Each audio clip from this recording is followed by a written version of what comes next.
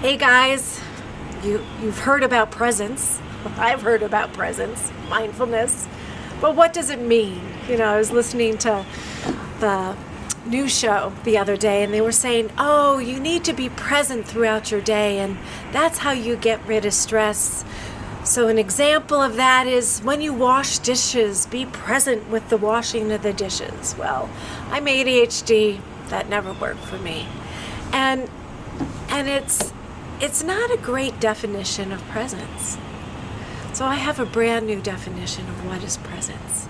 And I invite you to really consider, what do people mean by presence?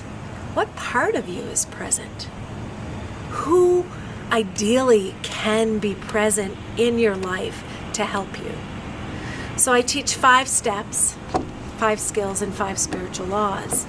And that system is basically the system of creating deeper, more profound, more supportive presence in your life. Spiritual Law 1 says your sense of self creates your reality. So if you're connected to a wounded part of you, you're going to create a lower vibrational reality than if you're connected to your bigger self, your core being, your spiritual wholeness.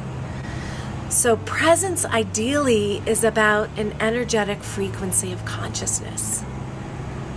Basically, who's the CEO running your life right now? So that's step 1 of the 5 steps that I teach. So in this video, I want you to get curious about understanding that presence is a lot more than washing the dishes.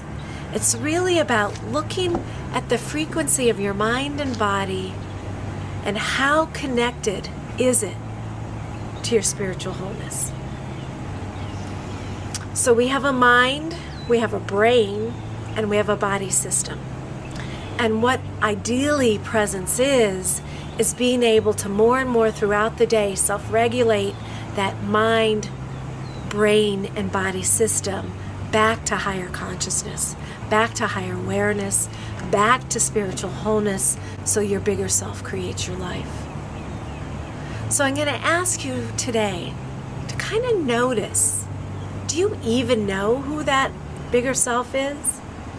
That spiritual wholeness within you? And can you notice when it is showing up for you and when maybe a wounded false self or defensive reactivity is showing up for you? Another thing I teach is your brain caps your level of consciousness, but you can use that presence, that higher mind, that spiritual wholeness to rewire your neural network in your brain for higher consciousness.